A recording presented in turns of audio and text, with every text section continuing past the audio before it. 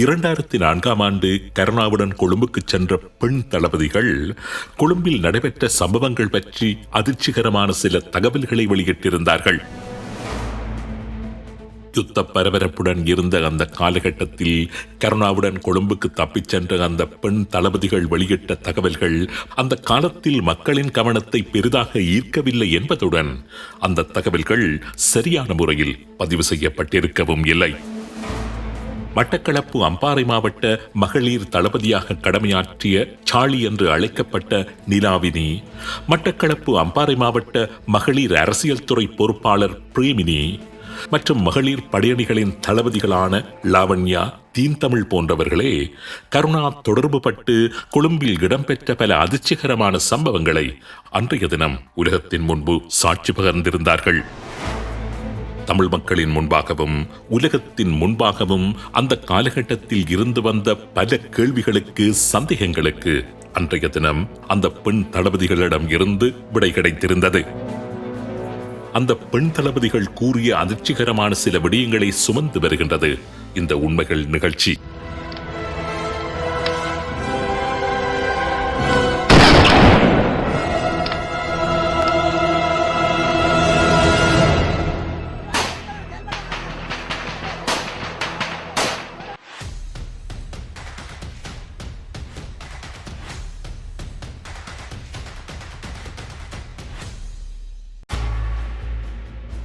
கருணா விவகாரம் 2004ஆம் ஆண்டு மார்ச் மாதம் 3ஆம் தேதி திடீரென்று ஒரு பூகம்பமாக வெடித்தது.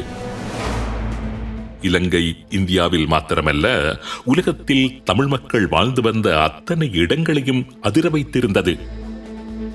சுமார் 40-41 நாட்கள் கருணாவினதும் கருணா குழுவினதும் கரங்களில் இருந்த மட்டக்களப்பு அல்லோல கல்லோலப்பட்டது. கிழக்கில் புலிகள் அதிரடியாக மேற்கொண்ட படை நடவடிக்கைகளை தொடர்ந்து 2004ஆம் ஆண்டு ஏப்ரல் மாதம் 12ஆம் தேதி கருணா கிழக்கில் இருந்து தனது சில தளபதிகளுடன் கொழும்புக்கு தப்பியோடுகின்றார்.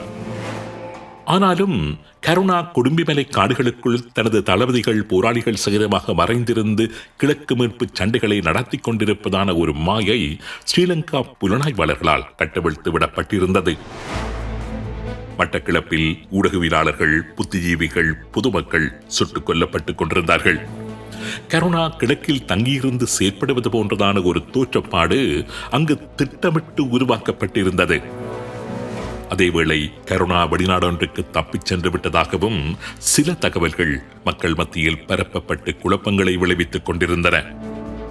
இப்படிப்பட்ட பின்னணியில் தான் கருணாவுடன் கொழும்புக்கு தப்பிச் சென்று அவருடன் அங்கு கிட்டத்தட்ட 2 மாதங்கள் வரை தங்கியிருந்துவிட்டு பின்னர் மீண்டும் மட்டக்களப்பிற்கு வந்து புலிகள் அமைப்பில் மறுபடியும் தம்மை இணைத்துக் கொண்ட 4 பெண் தளபதிகளும் உண்மையிலேயே என்ன நடந்தது, என்ன நடந்து கொண்டிருக்கின்றது என்கின்ற உண்மையை அன்றைய அந்த ஊடகவியலாளர் சந்திப்பின் போது உலகிற்கு வெளிப்படுத்தி இருந்தார்கள்.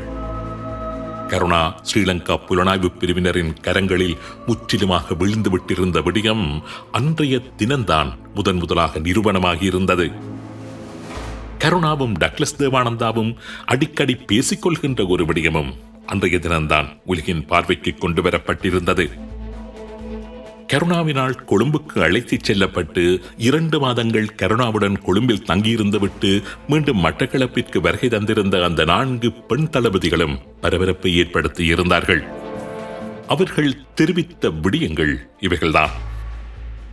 கருணாவின் திடீர் கிளர்ச்சிக்கும் மட்டக்களப்பு அம்பாறை மாவட்ட போராளிகளுக்கும் எந்தவித தொடர்பும் இல்லை.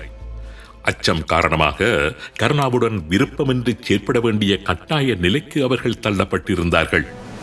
தேசிய தலைவருக்கு எதிராகவும் தலைமை பீடத்திற்கு எதிராகவும் செயற்பட்டே ஆக வேண்டும் எனவும், இல்லையேல் மோசமான ஆபத்துக்களை சந்திக்க வேண்டி வரும் எனவும் கிழக்கில் கருணாவின் கீழ் பணியாற்றிய தளபதிகள், பொறுப்பாளர்கள் மிரட்டலுக்கு உள்ளாகியிருந்தார்கள். அவரது உத்தரவை உதாசீனம் செய்ய முற்பட்டவர்களுக்கு எதிராக கருணா மிக மோசமாகவும் நடந்து கொள்ள தலைப்பட்டார். இந்த நிலையில் மட்டக்களப்பு அம்பாறை மாவட்டத்தை மீட்கும் தாக்குதலை புலிகள் ஆரம்பித்தார்கள். முன்னேறி வரும் புலிகளுக்கு எதிராக கருணாவின் கீழ் பணியாற்றிய போராளிகள் மூர்க்கமாக தாக்குதலை நடத்துவார்கள் என்று கருணா எதிர்பார்த்திருந்தார். ஆனால் அதற்கு மாறாகவே அனைத்தும் நடைபெற்றன. கருணாவின் அணியினர் களத்தில் படு தோல்விகளை சந்திக்க வேண்டி நேரிட்டது. பெரும் அதிர்ச்சிக்குள்ளான கருணா எம்மையும் தன்னுடன் வருமாறு அழைத்துக் கொண்டு தப்பிச் செல்வதற்கு வழி தேடினார். கொழும்பு வீதிக்கு வடக்காக புலிகளின் அணிகள் நகர ஆரம்பித்ததும் தம்மிடம் இருந்த முக்கியமான ஆயுதங்களை அவசரமாக அழித்துவிட்டு ஒரு சில போராளிகளை சுட்டுக் கொன்றுவிட்டு எம்மையும் அழைத்துக் கொண்டு சில வாகனங்களில் கொழும்புக்கு செல்வதற்கு திட்டமிட்டார். இதற்கான ஏற்பாடுகளை அவர் ஏற்கனவே செய்தும் இருந்தார். அதற்கமைய நாங்கள் குடும்பி மலையில் இருந்த கருணாவின் தளத்தில் இருந்து வாகனங்களில் புறப்பட்டு புதிவாய்ந்த கல் வீதி, பொண்டுகள் சேனை வீதி, 4ஆம் முச்சந்தி வீதி வழியாக கொழும்பு பிரதான வீதியை 2004ஆம் ஆண்டு ஏப்ரல் மாதம் 12ஆம் திகதி மாலை 6:30 மணியளவில் வந்தடைந்தோம். ஐக்கிய தேசிய கட்சியின் நாடாளுமன்ற உறுப்பினர் அலிசாஹிர் மௌலானா ஆயுதம் தாங்கிய பாதுகாப்பு உத்தியோகஸ்தர்கள் சகிதமாக அங்கு எங்களுக்காக காத்துக் கொண்டிருந்தார். அவர் எங்களை தம்புள்ளை குருநாங்களூடாக கொழும்புக்கு அழைத்துச் சென்றார். நாங்கள் 4 பெண் தளபதிகளும் கருணாவும் அவரது பேச்சாளர் வரதனும் முக்கிய பொறுப்பாளர்கள் 15 பேரும் அன்றைய தினம் கருணாவுடன் கொழும்புக்கு சென்றிருந்தோம். எம்முடன் கொழும்புக்கு வந்த அந்த 15 பொறுப்பாளர்களுக்கும் என்ன நடந்தது என்று எங்களுக்கு தெரியாது. கொழும்பு வந்ததும் அவர்களுடனான தொடர்பை கருணா துண்டித்து விட்டார். 12ஆம் திகதி நள்ளிரவு மட்டில் கொழும்பு ஹில்டன் ஹோட்டலை அடைந்தோம். அங்கு 3 நாட்கள் வரை தங்கியிருந்தோம். அதேவேளை ஸ்ரீலங்கா ராணுவ புலனாய்வு பிரிவு உயரதிகாரி ஒருவர் அங்கு கருணாவை சந்தித்தார்.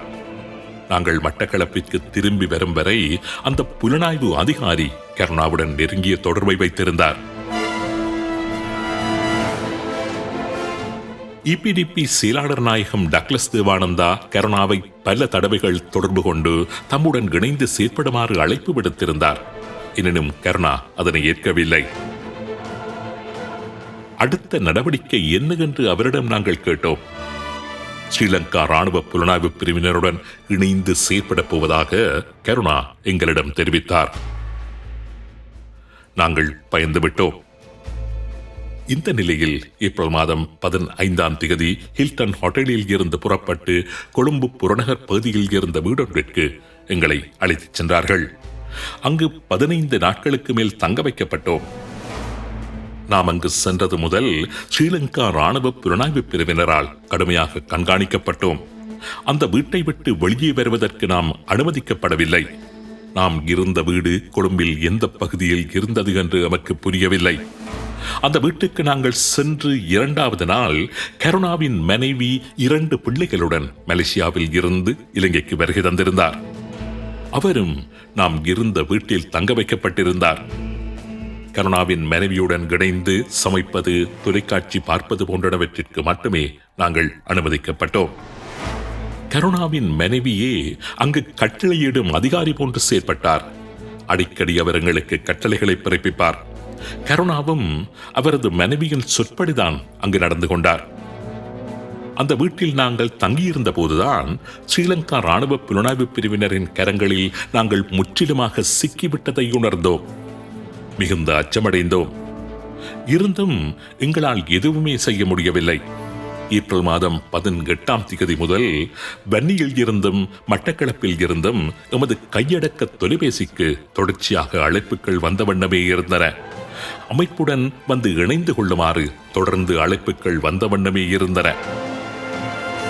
நான் கையடக்க தொலைபேசியில் கதைத்துக் கொண்டிருந்ததை ஒரு நாள் கருணாவின் மனைவி கண்டுவிட்டார். அதனை உடனடியாகவே கருணாவுக்கு தெரியப்படுத்தினார்.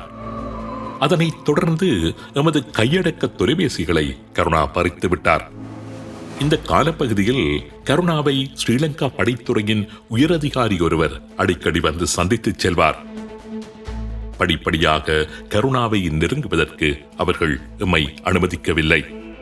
தொடர்ந்தும் ஸ்ரீலங்கா புலனாய்வு பிரிவினரால் நாம் கண்காணிக்கப்பட்டபடியே இருந்தோம். அதனால் நாம் மிகுந்த அச்சமடைந்தோம். ஒரு சந்தர்ப்பத்தில் நாம் கருணாவை சந்தித்து எமது அச்சத்தை வெளிப்படுத்தி எமது வீட்டுக்கு நாங்கள் செல்வதற்கு அனுமதி கோரினோம். அதற்கு அவர் எம்மை இந்தியாவுக்கு அனுப்பி படிப்பிப்பதாகவும் வெளிநாடு ஒன்றில் வாழ்க்கையை தொடர்வதற்கு ஏற்பாடுகள் செய்து தருவதாகவும் கூறினார். ஆனால் அதற்கான எந்த ஏற்பாடுகளையும் அவர் செய்யவில்லை. காலப்போக்கில் மத்திய கிழக்கு நாடொன்றில் பணிப்பெண்களாக வேலை பார்ப்பதற்கு எங்களை அனுப்பி வைப்பதாக எங்களிடம் கூறினார். படிப்படியாக கருணா எங்களை உதாசீனப்படுத்த ஆரம்பித்தார். எங்களுடன் பேசுவதை முற்றாகவே தவிர்த்துக் கொண்டார்.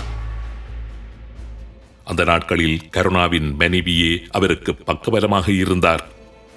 அவர்கள் இருவரும் ஒரு உல்லாச வாழ்க்கையையே விரும்பினார்கள். அதுபோலவே அவர்கள் நடந்து கொண்டார்கள். மனைவியின் தூண்டுதலின் பேரிலேயே கருணா அனைத்தையும் செய்து வந்தார். எங்களுடன் வரதன் இருந்தும் வரதனால் எதனையும் செய்ய முடியவில்லை. அவரையும் கருணா புறக்கணித்தே வந்தார். வரதனாலும் தட்டி கேட்கவோ அல்லது தப்பிச் செல்லவோ முடியவில்லை. பயம் காரணமாக அவரால் எதுவுமே பேச முடியவில்லை. சிவில் உடை தரித்த ஸ்ரீலங்கா புலனாய்வு பிரிவினரே கருணாவுக்கு பாதுகாப்பு வழங்கி வந்தார்கள். மே மாதம் 20ஆம் தேதி திடீரென்று எம்மை மற்றொரு வீட்டுக்கு மாற்றினார்கள். நுகையுடையில் உள்ள ஒரு வீட்டுக்கு எம்மை கொண்டு சென்றார்கள். அது மிகப்பெரிய வீடு. ஸ்ரீலங்கா ராணுவத்தினருடன் சம்பந்தப்பட்ட ஒரு வீடாகத்தான் அது இருக்க வேண்டும். அந்த வீட்டை சுற்றி பெரிய மதில்கள் காணப்பட்டன. மிகப்பெரிய கேட் எந்த நேரமும் பூட்டப்பட்டே காணப்பட்டன. வீட்டிற்குள் சுதந்திரமாக நடமாடலாம், ஆனால் வெளியே வர முடியாது. வீட்டை சுற்றி பலத்த பாதுகாப்பு போடப்பட்டிருந்தது. கருணா சக்தி வாய்ந்த கைத்துப்பாக்கி ஒன்றை இந்த நேரமும் இடுப்பில் செருகி வைத்திருப்பார். ஸ்ரீலங்கா புலனாய்வு பிரிவைச் சேர்ந்த ஒருவர் இந்த நேரமும் கருணாவுடனேயே காணப்படுவார். ஒரு வகையில் வீட்டு காவலில் வைக்கப்பட்டிருந்தோம். கருணாவை சந்திக்கவே முடியாத ஒரு நிலை படிப்படியாக உருவானது. தூரத்தில் கருணா உலாவுவதை சில வேளைகளில் பார்ப்போம். ஓரிரு தடவைகள் கருணாவை சந்திக்கும் சந்தர்ப்பங்கள் கிடைத்த போது எமது நிலைமை பற்றி கூறுவோம். ஆனால் அது பற்றியெல்லாம் அவர் அலட்டிக் கொள்ள மாட்டார். கிழக்கில் புதிய கட்சி ஒன்றை அமைத்து அரசாங்கத்தினதும் படையினரதும் ஆதரவை பெற்று செயற்படப் போவதாக அவர் கூறினார். கிழக்கில் புதிய உறுப்பினர்கள் மீதும் கல்விமான்கள் மீதும் தாக்குதல்கள் நடக்கும் போதெல்லாம் கருணா மிகவும் சந்தோஷப்படுவார். பத்திரிகையாளர் நடேசன் கொல்லப்பட்ட போது அவர் இதே மனநிலையில் தான் இருந்தார். இவ்வாறான தாக்குதல்கள் மூலம் கிழக்கில் புலிகளை பலவீனப்படுத்தி அவர்களை நிலைகுலியச் செய்துவிட முடியும் என்றும் அவர் நம்பினார். அங்கு தொடர்ந்தும் குழப்பநிலை இருக்க வேண்டுமென்றால் இவ்வாறான தாக்குதல்கள் அவசியம் என்றும் அதன் மூலம் மக்கள் மத்தியில் புலிகளுக்கு இருக்கும் செல்வாக்கை குறைத்துவிட முடியும் என்றும் கருணா உறுதியாக நம்பினார். இடைக்கிடையே தமிழ் பத்திரிகைகளை படிப்போம், தொலைக்காட்சியும் பார்ப்போம். எம்மை பற்றியெல்லாம் செய்திகள் வருகின்ற போது மிகவும் கவலைப்படுவோம். அந்த வீட்டில் 1 மாதம் வரை தங்கியிருந்தோம். ஜூன் மாதம் 10ஆம் தேதி கருணாவையும் கருணாவின் மனைவி பிள்ளைகளையும் ஸ்ரீலங்கா புலனாய்வு பிரிவினர் அழைத்துச் சென்று விட்டார்கள். வரதனை அவர்கள் எங்களுடன் விட்டுச் சென்று விட்டார்கள். ஒரு நாள் திடீரென்று வரதனும் அங்கிருந்து தப்பிச் சென்று விட்டார். நாங்கள் தங்க வைக்கப்பட்டிருந்த வீட்டின் பின் கேட் திறந்திருந்தது. கருணா அங்கிருந்து கொண்டு செல்லப்பட்டதன் பின்னர் அங்கிருந்து வந்த பாதுகாப்பு ஏற்பாடுகளும் குறைக்கப்பட்டிருந்தன. எம்மீதான கண்காணிப்பும் நிறுத்தப்பட்டிருந்தது. ஒரு நாள் வீட்டிற்கு வெளியே வந்து தனியார் தொலைபேசி நிலையம் ஒன்றில் இருந்து உறவினர்களுக்கு தொலைபேசி மூலம் அறிவித்தோம். ஜூன் மாதம் 13ஆம் தேதி நாங்கள் 4 பேரும் அங்கிருந்து வெளியேறினோம்.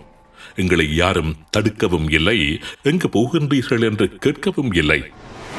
எங்களுடைய உறவினர்களை கொழும்புக்கு அழைத்து அவர்களுடன் புறப்பட்ட நாங்கள் குருநாங்கலில் 2 தினங்கள் தங்கியிருந்துவிட்டு 2004ஆம் ஆண்டு ஜூன் மாதம் 18ஆம் தேதி மட்டக்களப்பிற்கு திரும்பினோம். மட்டக்களப்பில் செங்கலடி பிரதேசத்தில் போராளிகளுடன் தொடர்பினை ஏற்படுத்திக் கொண்டு புலிகளுடன் மீண்டும் எங்களை இணைத்துக் கொண்டோம். இவ்வாறு நிலாவினி தெரிவித்தார். கருணா பற்றி குறிப்பிட்ட அவர், கருணா எங்கு போனார் என்று தெரியவில்லை. ஆனால் அவர் ஸ்ரீலங்கா ராணுவ புலனாய்வு பிரிவினருடன் இணைந்து குழப்பங்களை விளைவிக்கப் போகின்றார் என்பது உறுதி என்றும் தெரிவித்தார். கருணா விவகாரத்தில் அந்த காலகட்டங்களில் நிலவி வந்த பல குழப்பங்களுக்கு அந்த பெண் தளபதிகள் மூலமாக ஓரளவு தெளிவு கிடைத்திருந்தது. அதாவது கருணா வெளிநாட்டுக்கு தப்பிச் செல்லவில்லை. கருணா குடும்பி மலையில் தங்கியிருந்து போராடிக் கொண்டிருக்கவும் இல்லை. கருணா ஸ்ரீலங்கா புலனாய்வு பிரிவினருடன் இணைந்து செயற்பட்டு வருகின்றார். ஸ்ரீலங்காவின் ஐக்கிய தேசிய கட்சி நாடாளுமன்ற உறுப்பினரான அலிசாஹிர் மௌலானா தான் கருணா கொழும்புக்கு செல்வதற்கான உதவிகள் செய்தார். அப்போதைய ஸ்ரீலங்கா அரசாங்கத்தின் அமைச்சர் டக்ளஸ் தேவானந்தாவுடன் கருணா தொடர்புகளை வைத்திருந்தார். கிழக்கில் நடந்த புத்திஜீவிகள் மற்றும் ஊடகவியலாளர்களின் படுகொலை செய்திகளை கேட்டு கருணா மகிழ்ச்சி அடைந்தார். கிழக்கில் குழப்பங்களை தொடர்ந்து விளைவிக்க விரும்பினார். இப்படி பல தகவல்கள் கருணாவுடன் சுமார் 2.5 மாதங்கள் தங்கியிருந்து விட்டு திரும்பியிருந்த அந்த பெண் தளபதிகள் வாயிலாக ஊடகவியலாளர்களுக்கு கிடைத்தன. அந்த காலகட்டத்தில் தமிழ் மக்களை உலுக்கிய பல சம்பவங்கள் சாட்சிகள் இல்லாமலேயே மறைந்து போய்விட்டன. சாட்சிகளுடன் வெளிவந்திருந்த ஏராளமான சம்பவங்கள் அந்த காலகட்டத்தில் மிகப்பெரிய அளவில் ஒலித்துக் கொண்டிருந்த யுத்தத்தின் இரைச்சல்களின் மத்தியில் பலராலும் கேட்கப்படாமலேயே போய்விட்டிருந்தன. அப்படிப்பட்ட சில ரகசியங்களைத்தான் உண்மைகள் என்கின்ற இந்த தொடர் நிகழ்ச்சியில் முடியுமானவரை பதிவு செய்து வைக்க விரும்புகின்றோம். ஸ்ரீலங்கா புலனாய்வு பிரிவினருடன் சேர்ந்து செயற்பட்ட முஸ்லிம் படையணி பற்றியும் ட்ரிபோலி பிளட்டூன் பற்றியும் அதில் பங்கு பற்றி படுகொலைகள் பலவற்றை செய்து வந்த நபர்களின் பெயர் விவரங்களையும் வெளியிட்டிருந்தோம். கருணா விவகாரம் தொடர்பான பல்வேறு விடயங்களையும் நாங்கள் உண்மைகள் பெட்டகத் தொடரில் வெளியிட்டு வந்திருக்கின்றோம். அடுத்ததாக அந்த காலப்பகுதியில் இடம்பெற்ற மிக முக்கியமான ஒரு ரகசியத்தை உண்மைகள் நிகழ்ச்சியில் வெளிப்படுத்த விரும்புகின்றோம். தமிழ் மக்கள் மத்தியிலும் உலகத்தின் மத்தியிலும் மறைக்கப்பட்ட ஒரு முக்கியமான ரகசியம். மனங்களை திடப்படுத்திக் கொண்டு கேட்பதற்கு தயாராக இருங்கள்.